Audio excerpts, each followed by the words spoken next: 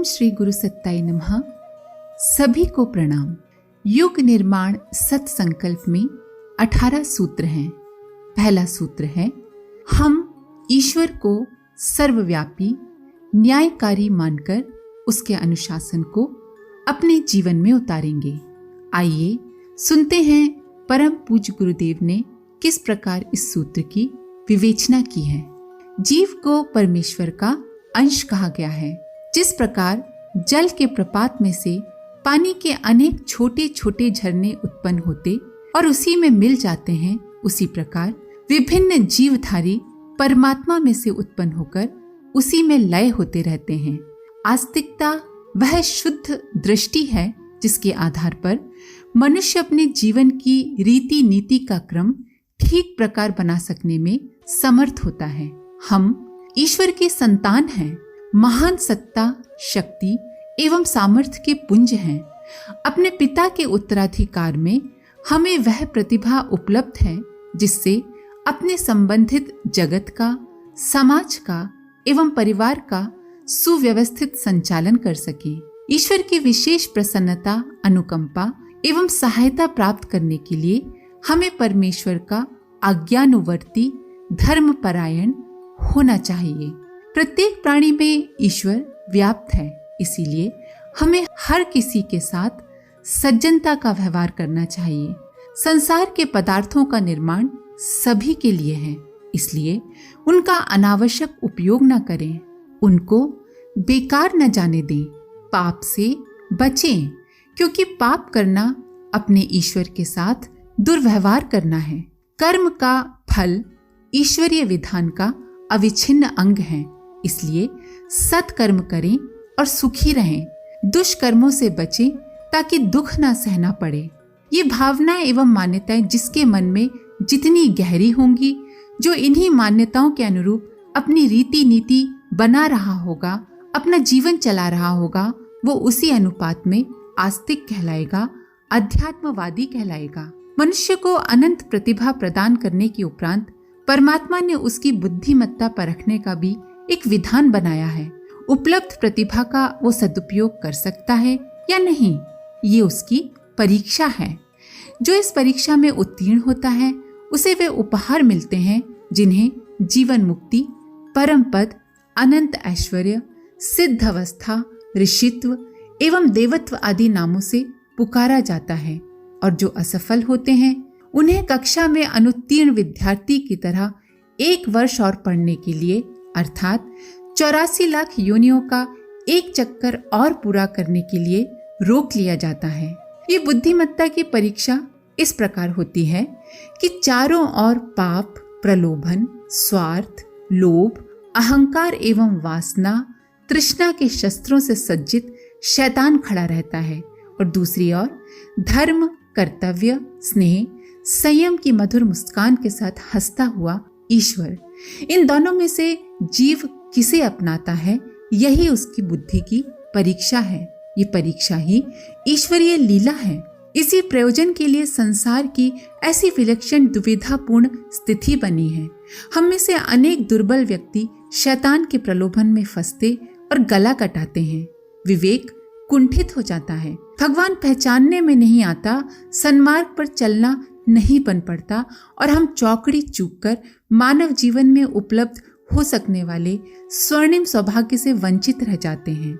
ईश्वर पर अटूट विश्वास और उसकी अविच्छिन्न समीपता का अनुभव, इसी स्थिति को आस्तिकता कहते हैं। उस स्थिति को बनाए रखने के लिए जो साधन अपनाना है उसका नाम है उपासना। परमेश्वर सर्वत्र व्याप्त है, कोई गुप्त प्रकट स्थान उसकी उपस्थिति से रहित नहीं है। वो सर्वव्यापी, घट घट को जानता है। सत्कर्म ही उसे प्रिय है। धर्म मार्ग पर चलने वाले को ही वो प्यार करता है। इतनी मान्यता तो ईश्वर भक्त में विकसित होनी ही चाहिए। इस प्रकार की निष्ठा जिसमें होगी वो न शरीर से दुष्कर्म करेगा और न मन में दुर्भावों को स्थान देगा। इसी प्रकार जिसको ईश्वर के सर्वव्यापक और न्यायकारी होने का विश्वास है, वो भला कुमार्ग पर पैर कैसे रखेगा। आस्तिक कुकर्मी नहीं हो सकता। जो कुकर्मी है उसकी आस्तिकता को एक विडंबना या प्रवंचना, दिखावा ही कहना चाहिए। ईश्वर का दंड एवं उपहार दोनों ही असाधारण है। इसलिए आस्तिक को इस बात का सदा ध्यान रहेगा कि दंड से बचा जाए और उपहार प्राप्त किया जाए। ये प्रयोजन छुटपुट पूजा अर्चना जप ध्यान से पूरा नहीं हो सकता। भावनाओं और क्रियाओं को उत्कृष्टता के ढांचे में ढालने से ही ये प्रयोजन पूरा होता है। न्यायनिष्ठ जज की तरह ईश्वर किसी के भी साथ पक्षपात नहीं करता। स्तवन अर्चन करके उसे उसके नियम विधान से विचलित नहीं किया जा सकता। रिश्वत नहीं दी जा सकती।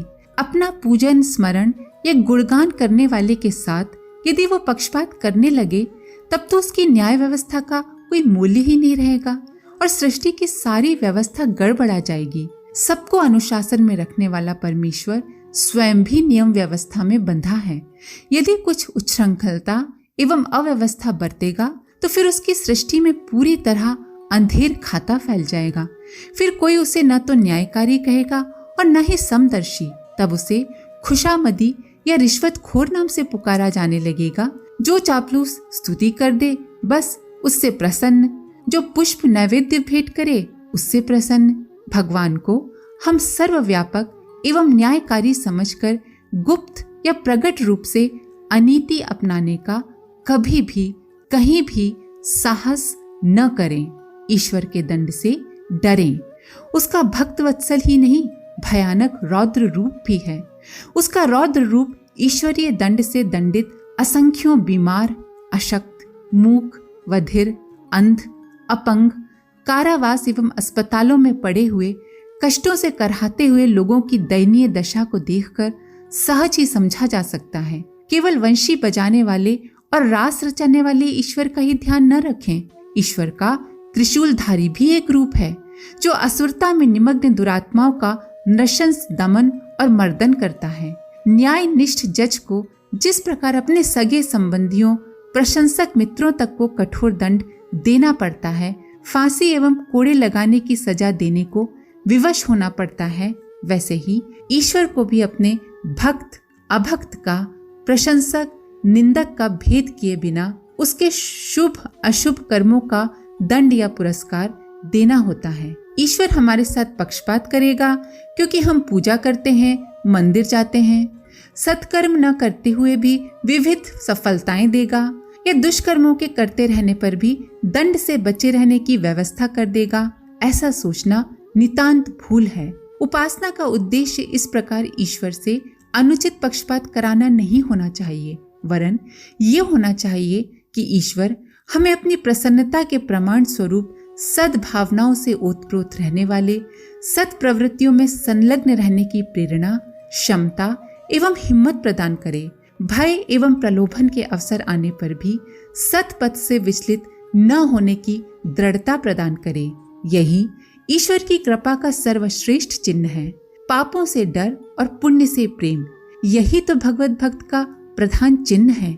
कोई व्यक्ति आस्तिक है या नास्तिक, इसकी पहचान किसी तिलक, जनेऊ, कंठी, माला, पूजा पाठ, स्नान दर्शन आदि के आधार पर नहीं, वरन भावनात्मक एवं क्रियात्मक गतिविधियों को देखकर ही की जा सकती है। आस्तिक की मान्यता प्राणी मात्र में ईश्वर की उपस्थिति देखती है, इसीलिए उसे हर प्राणी के साथ उदारता, आत्मीयता एवं सेवा सहायता से भरा मधुर व्यवहार करना पड़ता है। भक्ति का अर्थ है प्रेम। जो प्रेमी है वह भक्त है। प्रेम का अर्थ होता है सबके प्रति, प्राणी मात्र के प्रति सद्भावना, करुणा, दया, क्षमा भाव, सेवा भाव। भक्ति भावना का उदय जिसके अंतःकरण में होगा, उसके व्यवहार में प्रेम की अजस्र निर्झरणी बहने लगेगी।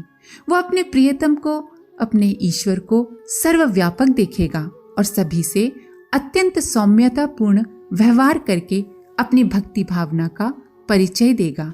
ईश्वर दर्शन का यही रूप है। हर चर अचर में छिपे हुए परमात्मा को जो अपनी ज्ञान दृष्टि से देख सका और तद अनुरूप अपने कर्तव्य का निर्धारण कर सका, मानना चाहिए कि उसे ईश्वर दर्शन का लाभ मिल गया। अपने में परमेश्वर को और परमेश्वर में अपने को देखने की दिव्य दृष्टि जिसे प्राप्त हो गई, समझना चाहिए कि उसने पूर्णता का जीवन लक्ष्य प्राप्त कर लिया। अपने में परमेश्वर और परमेश्वर में अपने को देखने का अर्थ है कि न परमात्मा हमसे अलग है और न हम ही परमात्मा से अलग हैं।